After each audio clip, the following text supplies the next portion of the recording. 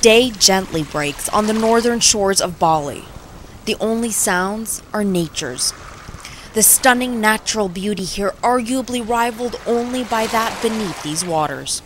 In the tiny village of Les, Ninggah Arsan begins his morning by preparing to go fishing. It's been in his family for generations. They specialize in ornamental fish, the ones that grace many living room aquariums.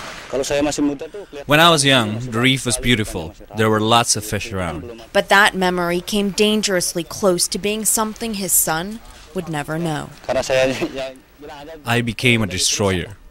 Arsan and his family used potassium cyanide to stun the fish, making them easier to catch. But about 30% of the fish died in the process. I knew that if we keep on using potassium cyanide, we will die of hunger, because catching ornamental fish is the only thing that we can do. And it's not just about the fish.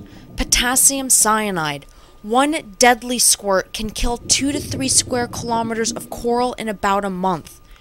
In just a decade, this reef became a haunted version of its former beauty, and the fishermen were forced to travel further and further into these waters for their livelihood. Cipto Aji Gunawan is part of a national NGO that is trying to introduce eco-fishing. Actually, this situation at the moment is very critical. 33% of fish live and depend on the reef. And if we destroy the reef, then we lost probably those 33%. But not off the shores of Les anymore. These days, Arsan heads out not with cyanide, but with nets, joined by his 2 nephews and his son, Gide. We're on top of the very same reef you saw in that video that was almost completely destroyed, but now it's rejuvenated. It's absolutely amazing. It's hard to believe that this is the reef just 6 years after the men stopped using cyanide.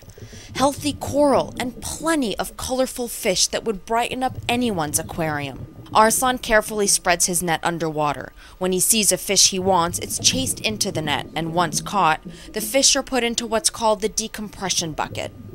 Arsan knows exactly which fish like to hide in each type of coral, and these little black guys don't stand a chance. But net fishing allows Arsan to let the younger ones go.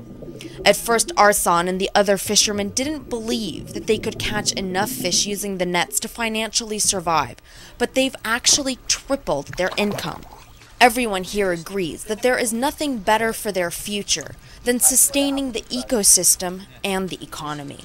But across Indonesia, an estimated 95% of fishermen still use cyanide. And unless that tactic changes, experts say that the natural beauty beneath these waters might not last for more than a couple decades. Arwa Damon, CNN, Bali, Indonesia.